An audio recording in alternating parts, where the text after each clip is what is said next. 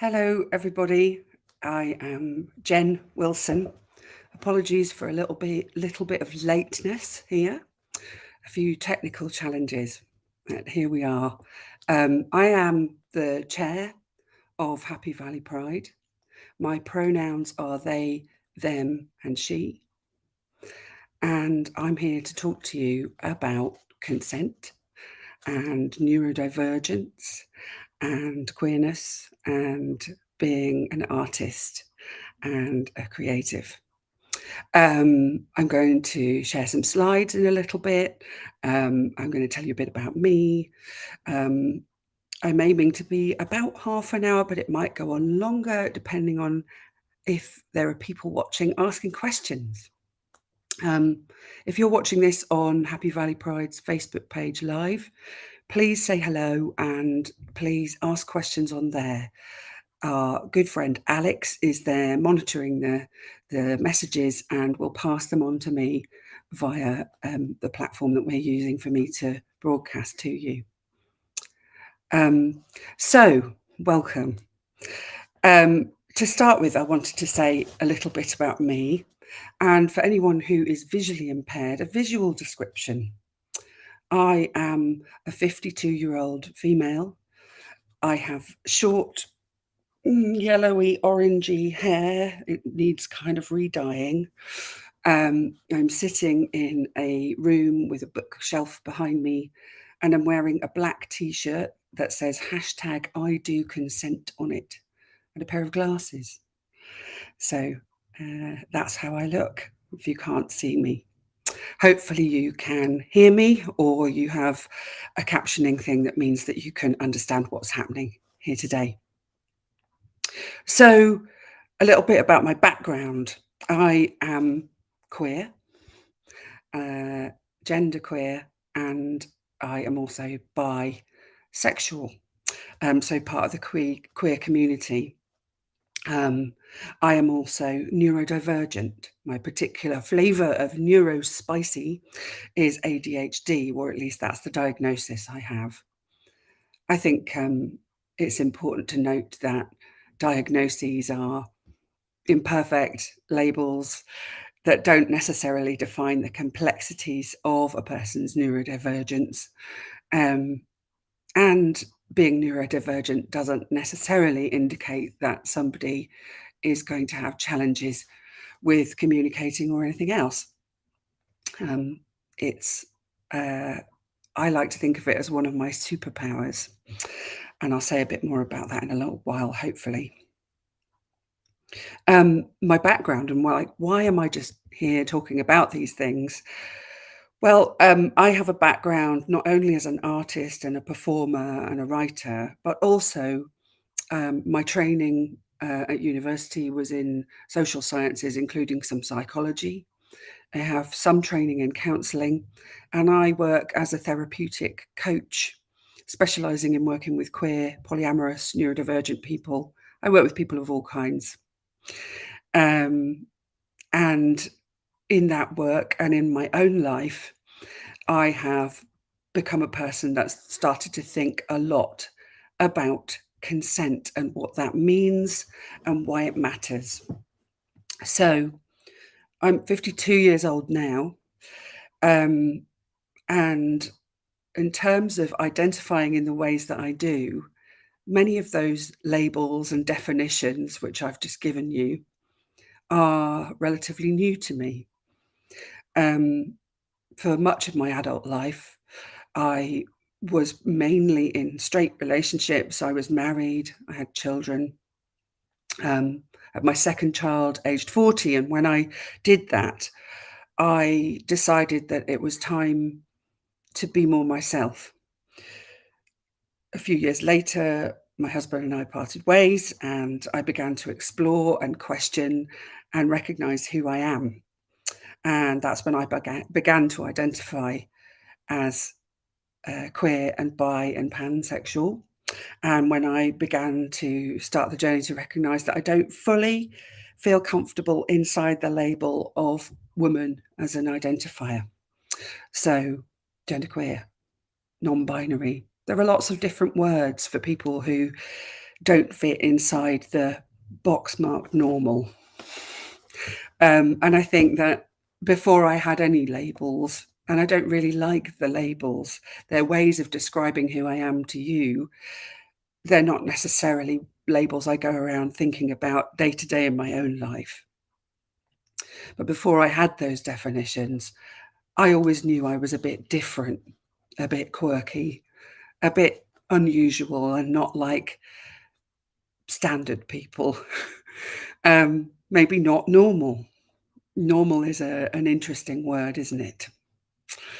I didn't really ever want to be normal, to be honest. And now all of my work comes under the banner of the Irregular Way. And I am on social media as Irregular Jenn, Jenn with a double N. So if you want to look me up and find out more about the other things I do, then that's how to find me. Irregularway.com and at Irregular Jenn. My websites are in redevelopment at the moment, though. There you go, neurodivergent brain. Too many things at once.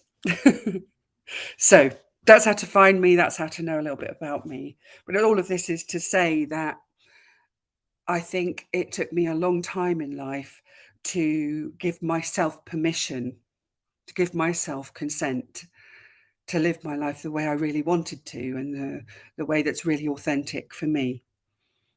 So consent for me is much different from a simple transactional yes, no thing, but actually a really deep conversation about choices and what we want and what we don't want and what we can have and what we can't have.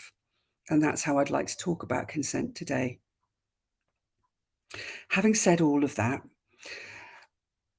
I'm going to make some assumptions.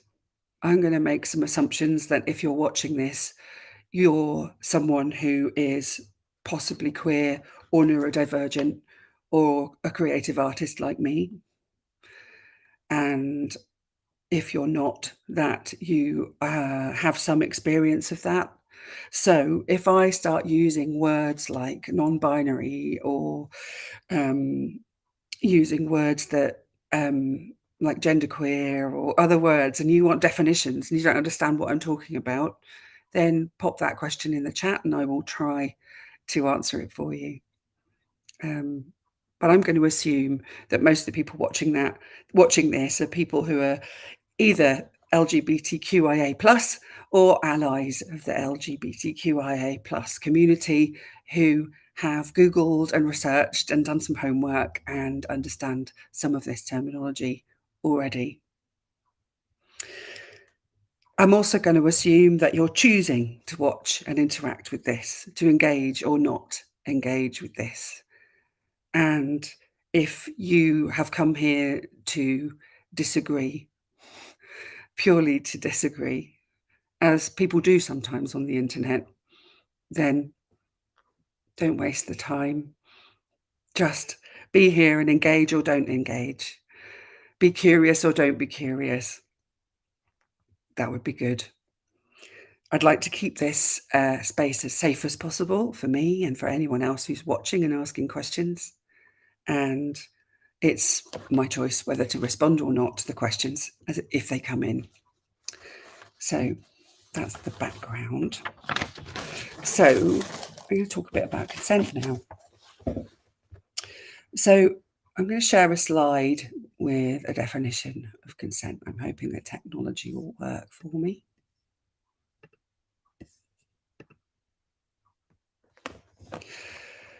So the dictionary definition of consent is permission for something to happen or agreement to do something. It's a choice.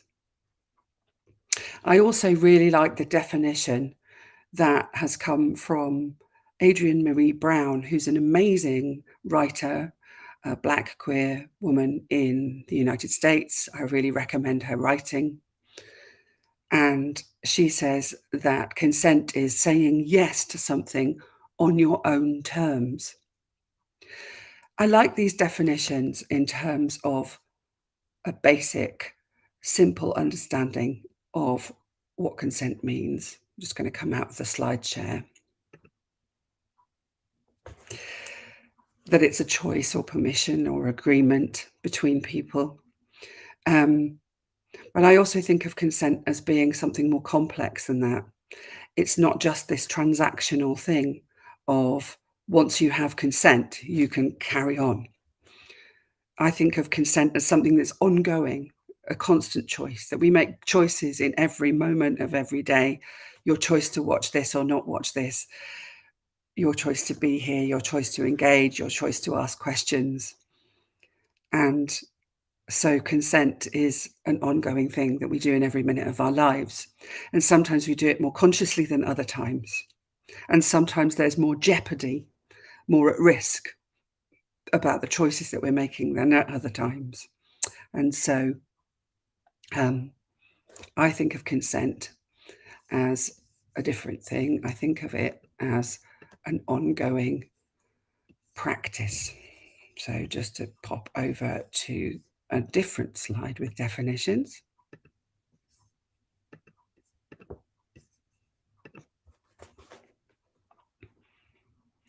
For me, this is what consent means. It is a practice. It's not a one-off action to tick off before you proceed. It is an ongoing part of proceeding, of making choices in relation to the self and others. So it's a way of relating. It's how we relate. I'm going to just take that off again. Okay. So yeah, this practice, it's much, much bigger than things like sexual consent. It's much, much bigger than the consent you give when you click a box that says terms and conditions and you don't really read them and you just go, yeah, on the internet. It's much bigger than consenting to share your data and receive emails from marketing emails from someone. It's much, much more than all of those things. It's a practice. And like practices, it's something that you can practice, that you can be good at or not so good at with practice.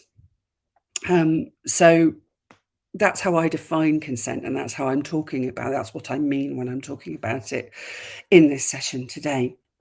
I'm just going to take a sip of tea because my voice has gone croaky.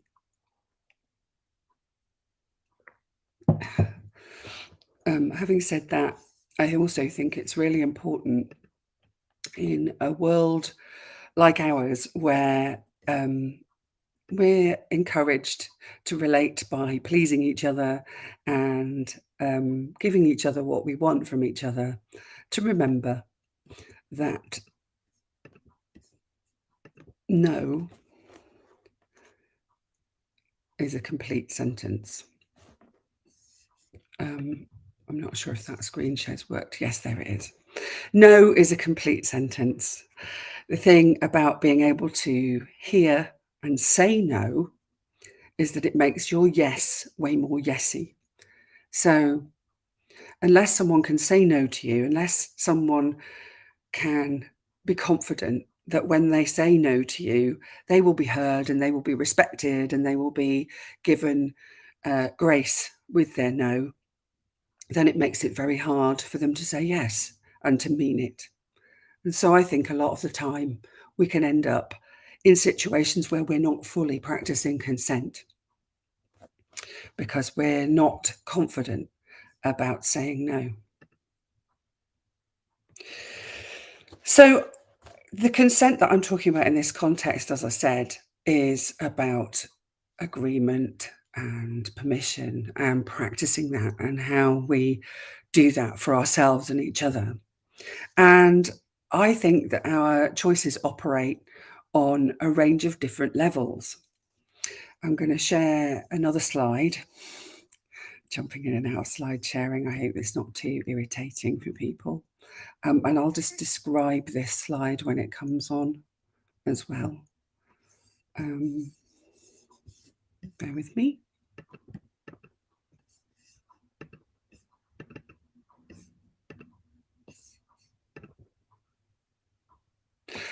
So this is the concentric circles of consent, and the picture shows a series of coloured circles, a smaller red one, a bigger yellow one, a bigger still green one, and a wider still blue one outside of that in circles concentrically together. And next to that, it's some words that say in red, self inner voice, in yellow, interpersonal dialogue, in green, group dynamics, social, and in blue, systemic, cultural. So I'm going to explain what I mean by this. And I think this is about how we practice and where we practice consent with one another and with ourselves. So the red circle is ourself, our choice in ourself to do something, whether we give ourselves permission to act in a certain way or not, whether we say, oh no, I couldn't possibly do that, not me. I'm not brave enough to do that thing that I really want to do, but I better not. I couldn't possibly. Or yes, I better do that. I have to. I must. I should. It's very important that I do that because other people want me to do that. I don't want to, but I will because other people want me to. So you can see there a whole load of things that we might say to ourselves in our inner voice if we have one. Not everybody has an inner voice. Some people don't have a kind of internal dialogue, but certainly thinking and making choices about what we want to do and don't want to do. I think it's important to notice when we're saying, I have to, I need to, or I must. Because if you think about it really, truly, is there anything that you absolutely have to do? If there are things that you're compelled to do because it's outside of your will, that's possibly an abusive situation, or you're someone who is powerless in a situation, that can be the case. But assuming that you're not completely powerless, then you do have a choice whether you will or won't do a thing. So that's the self, the inner voice. Should I do it? Shouldn't I do it? Do I have to? Must I? Well, you have a choice. We always have a choice. And often the choices that we make are influenced by people outside of ourselves, people who have power over us, perhaps, or social conventions. And that's where the other circles come in. So, Alex, if you could just take that screen share off for me. Thanks. So the next level of the concentric circles is interpersonal dialogue. So as well as your self-choice, your permission, as interpersonal interaction. So when you ask someone for something and they say yes or no, that consent that happens. So that can be in intimate situations, and it can also be in any kind of other interpersonal interaction, in a shop, in a cafe, in your everyday life, in a dialogue with a friend or a family member or a parent or a child. You're having an interpersonal dialogue and agreeing whether you will or won't do something with that person. So that's interpersonal consent, quite straightforward to understand. Then the next level, the green circle, is group dynamics, social consent. And so we're talking about the ways that groups have different rules, sometimes written rules, spoken rules, rules for joining a group or a club, for engaging with a particular thing. You might, decide that an activity is only for adults, or you might have a space that's for particular kinds of people, or you might have rules about how long somebody's able to do something or how long they have to wait to join a thing. So that some of that's very explicit, but often group dynamics and social dynamics are unspoken, and are to be read by people and guessed by people because of the sort of culture of your group. So how you might behave, for example, in the social grouping of your family might be different from how you behave when you're at work, or might be different from how you behave when you're out with your friends at a nightclub, or in a playful situation. So And most of us get used to navigating the different group dynamics in different groups that we belong to, and shifting our consent and our permission accordingly. And again, sometimes that's really explicit, and other times it's just something that happens without thought. As neurodivergent person, it can take neurodivergent people longer to understand those unwritten, unspoken things in interpersonal dialogue and in group dynamics. It can take neurodivergent people longer to understand the physical cues, the body language, the eye contact, the hidden meanings that are going on with the people around us. So it's useful to bear that in mind sometimes in group dynamics and in interpersonal interactions. What's going on for the other person that means that they're saying yes or no, and whether they mean it or not, and whether they're joining in a wholehearted, consenting way, or whether they're just going along with it to please others. So that's one to think about. And then the final concentric circle, if you just pop the slide back up again for me, Alex, there. So we've talked about the self, we've talked about interpersonal dialogue, we've talked about group dynamics. Around all of that is the systemic, the cultural, the systems that we all operate in and cooperate with in society. Things like capitalism and patriarchy and white supremacy and other systemic, hierarchical, in most cases, ways that we operate, certainly in Britain and in most of Western culture, and in fact globally. Systems and cultures can be quite hierarchical, can have quite clear laws in some cases, or social and cultural expectations of how particular people are expected to behave or not behave. And it's important, I think, to recognise the way those systemic and cultural influences affect the way we operate at the other three levels. So how we define what we can do as an individual, how we interact with another person and make assumptions about what they can and can't do, or what they will and won't do, or what's acceptable for them, or how certain groups of people are likely to behave and how we want to fit in with them. All of that is influenced by the systems and cultures that pervade the whole thing. But not only that, those systems and cultures are made up of us as individuals.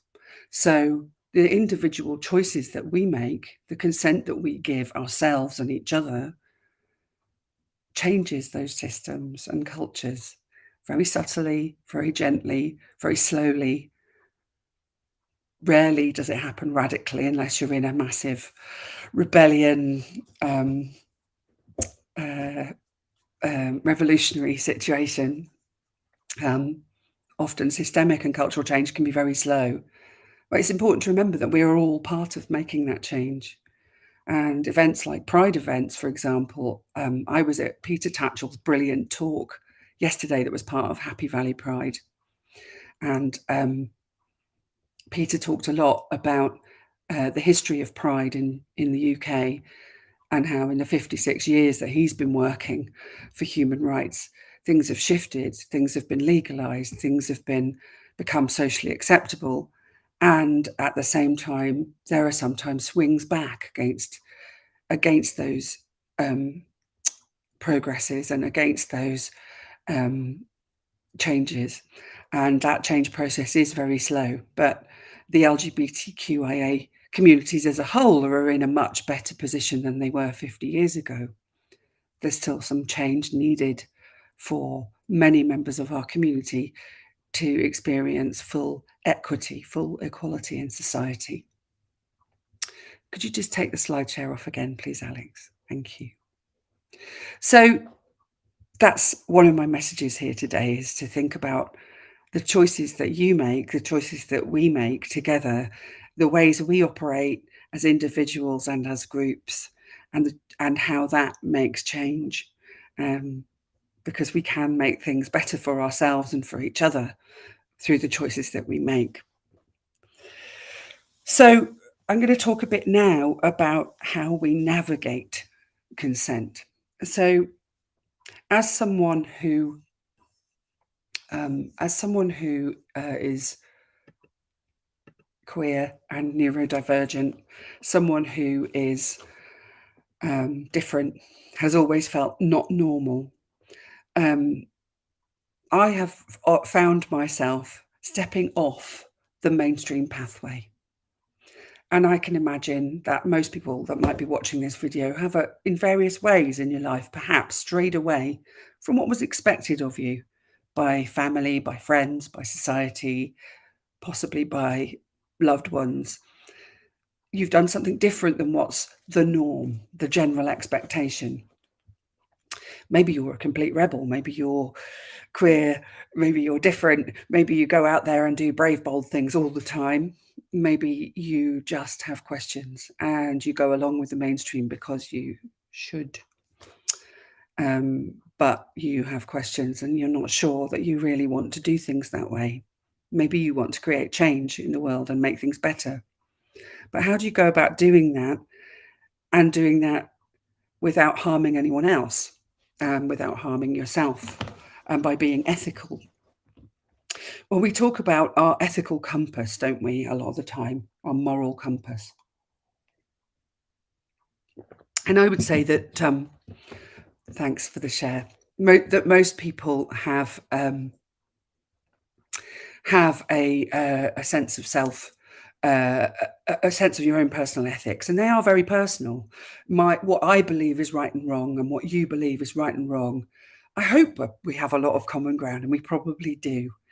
But everybody's own personal ethics are very, very personal at the most detailed level. So how do we navigate when we step off the mainstream path? I've devised this thing that I call the consent compass. So I'm just going to visually describe it in case anyone's visually impaired. It's a picture of a circle that looks a bit like a compass. In the middle of the compass is the word agency. Around the outside, the edge of the compass, is indicated the word accountability. Pointing towards the word accountability is the word connection. The arrow of the compass points towards connection.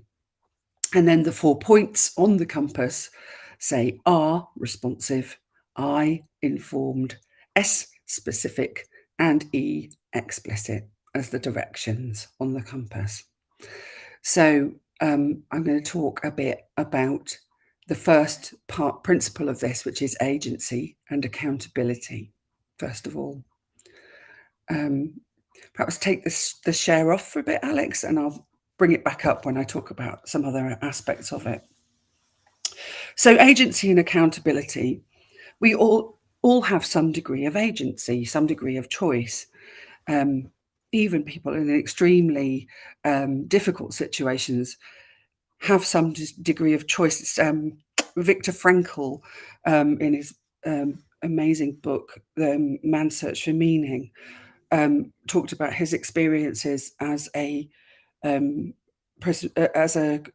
Jewish person in a concentration camp under the Nazis, and how even in those very, very extremely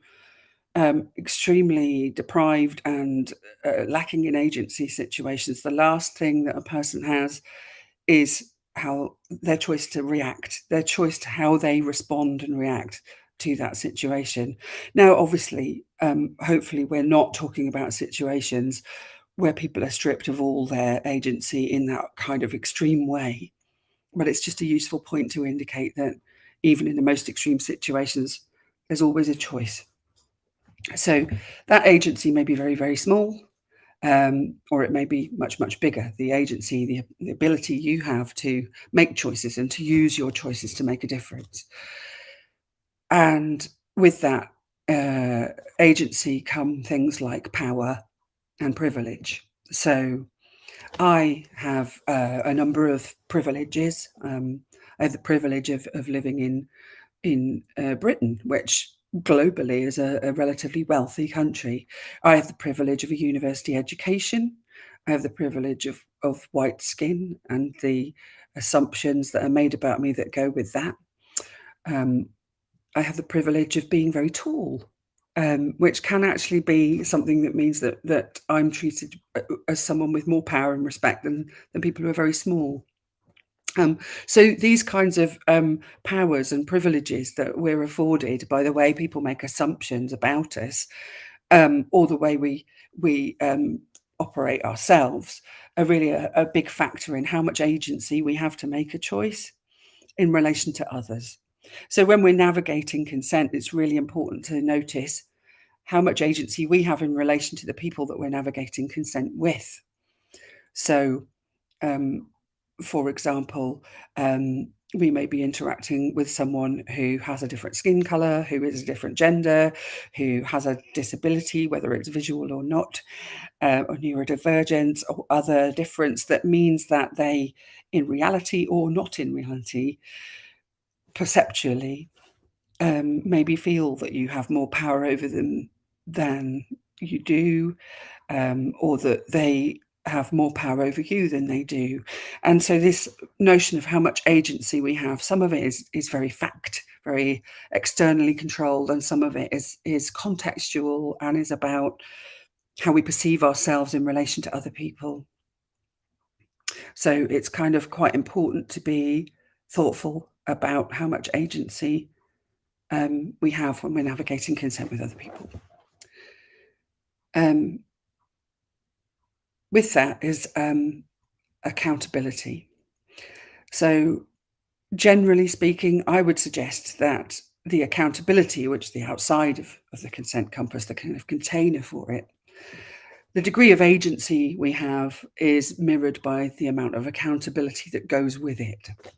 So if you have a lot of agency, then you have a lot of accountability, whether you accept that accountability or not. And again, that's a really important factor in terms of navigating consent. So if you take, for example, adults and children. I'm a parent. I have a 12-year-old child. I have a grown-up child. My grown-up child is fully accountable for himself. He has his own life, his own relationships, his own money, his own choices in the world. And if he makes a mistake, if he does something wrong, if he breaks the law, if he harms somebody else, he is accountable for that. I could say I have some accountability for that because I raised him, and some of who he is influenced by me as his parent. But he, as an adult, is fully accountable. My 12-year-old, however, if they make a mistake, if they harm somebody else, then they are accountable to some extent, and I am accountable too, because I'm their parent. So we have some clear lines in the law, and in socially acceptable and culturally acceptable things about things like the age of consent. And they're really important in terms of safety and drawing a clear line in the sand about who has power over somebody else. And beyond those clear lines in the sand, the agency and accountability can be more complex and more blurry. I've just been drawn attention to a quote from a watcher, which I'm going to read. "Never doubt that a small group of thoughtful, committed citizens can change the world. Indeed, it's the only thing that ever has." That's from Margaret Mead. Thank you, whoever sent that. I think that's a great example of exactly what I'm talking about. So yes, many, many great thinkers have thought this, and I'm co-opting their ideas. Well, not co-opting their ideas, I'm building on their ideas, and that's what happens, isn't it? We learn from one another, and that's how we make change, and we grow, and we interact, and we connect. And so I believe that human beings are driven by that desire for connection with one another. I think a lot of our meaning in life comes from how we relate to one another, and how we love, how we connect, how we make friendship, how we make community. That's what drives us a lot of the time. And I haven't got the evidence to hand, but having read various psychological things, and certainly Viktor Frankl's book, when a person search for when a person's meaning in life comes from things, and from trying to reach a certain place, trying to get a certain amount of money or a certain amount of status or a certain thing in life, very often they are not satisfied with that, and it has no meaning. There's always something else to aspire to. Whereas when someone is driven by meaning, by connection to other, by love, then that wish can be fulfilled in amazing, simple ways. So just by doing what we want and choosing what we want and being ourselves and being authentic and connecting with others in that way, rather than chasing an idea of something that we want, we end up happy by default rather than chasing happiness. By chasing what we want, happiness comes. That's what I was trying to say in a very long-winded, round the houses, neurodivergent kind of a way. So, so connection. I think we're driven by connection. And I think that as we move through the world with our consent compass through, what we're choosing and not choosing, we are looking for connection. We're looking for community. We're looking to come together, to stand together, to unite and to support each other. And I really want to believe that that's the case, and that it's systemic, hierarchical problems and shortcuts to connection that mean that people get diverted into thinking that what they want is wealth, or what they want is to blame someone else, or to scapegoat someone else for what's going on in their lives. I think that actually what they really want is to connect, and that helps me when I'm struggling with people who don't see the world the same way I do, to know that they're really looking for connection, and how can I connect with them is usually the place that I try to go to.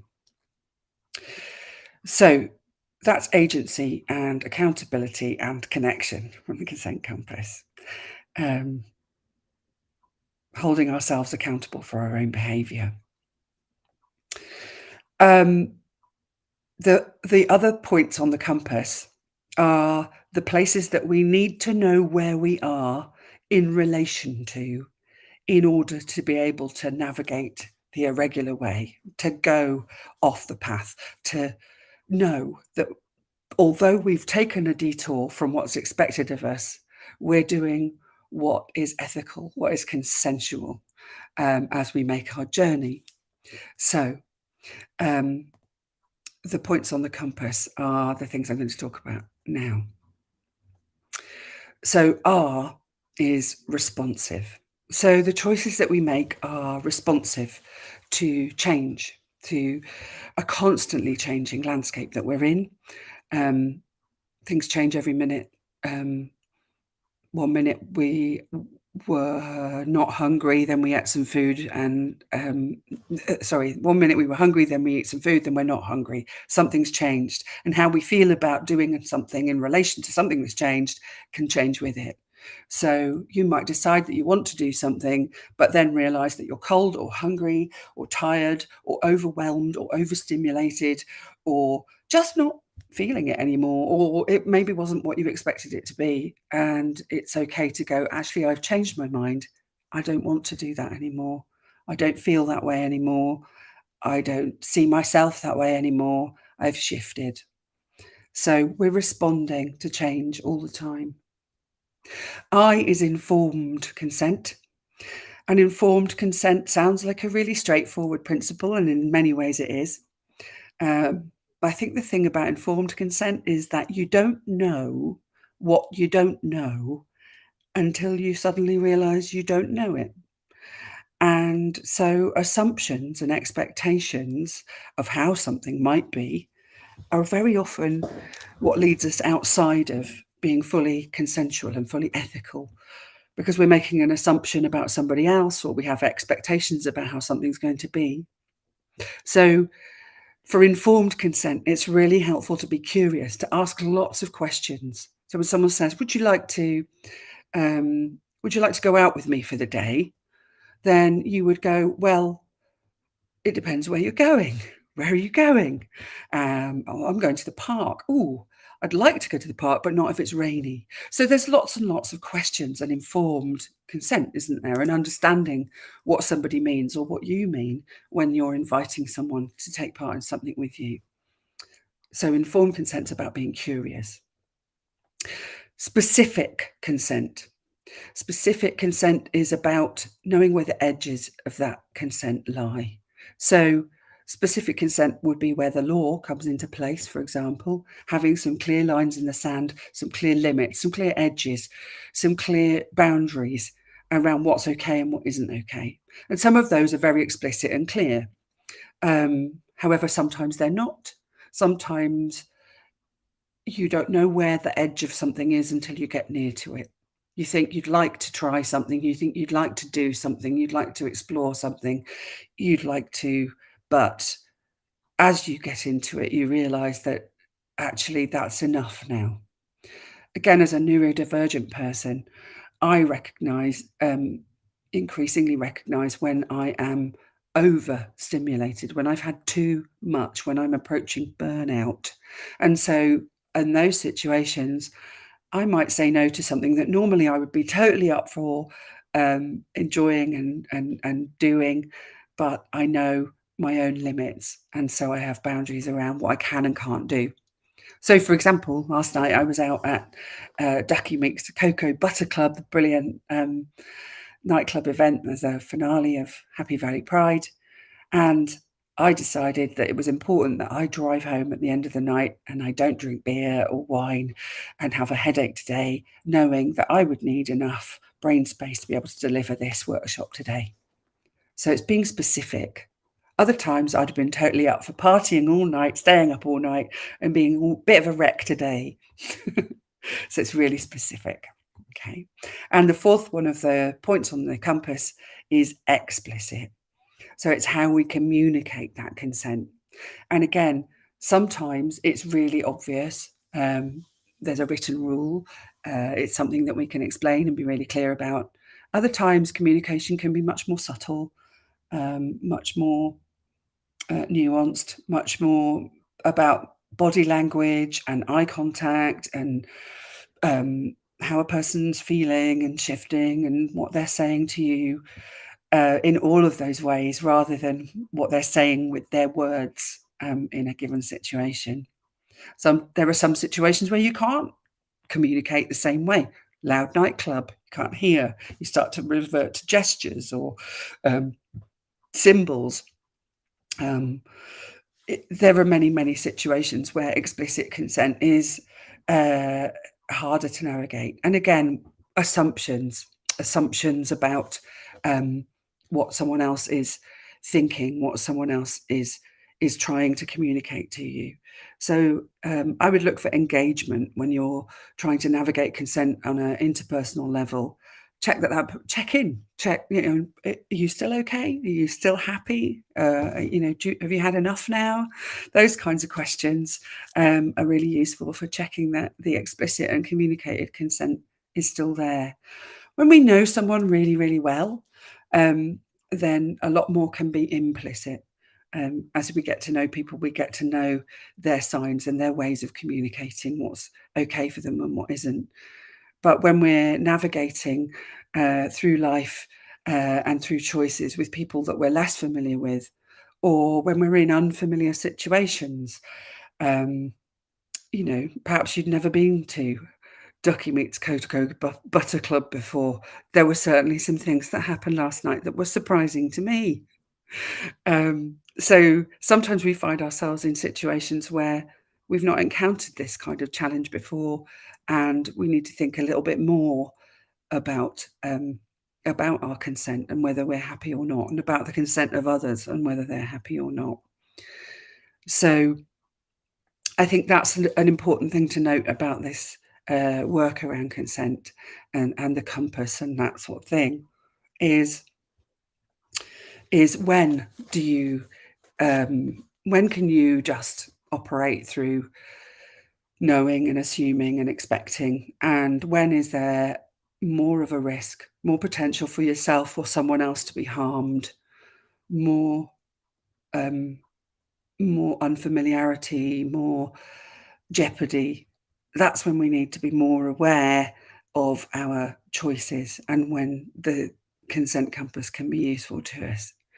So I offer you the consent compass as an invitation and a challenge to help you to navigate consent for yourself, what you give yourself permission to do, the choices that you make and the agreements that you make with one another at an interpersonal level, the ways that the groups that you're part of operate and look after each other, and the ways the system and the culture that we're in take care of us or don't, and the ways we want to say yes to that.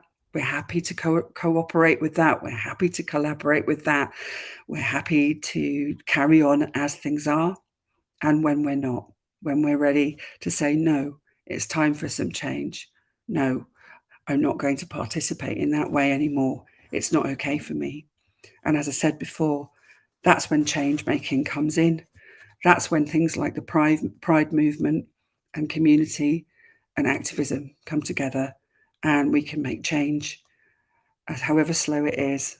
As the quote said, thoughtful, committed citizens can change the world. So that's the end of me talking at you. And the last thing that I want to say really is that connection, that desire for community, that desire to respect each other, care for one another, love each other, and celebrate our differences is really what I think can drive us to living a more inclusive and caring and wonderful kind of a life. So please be kind, be curious, and thank you very much for listening today to my presentation. I'll say goodbye.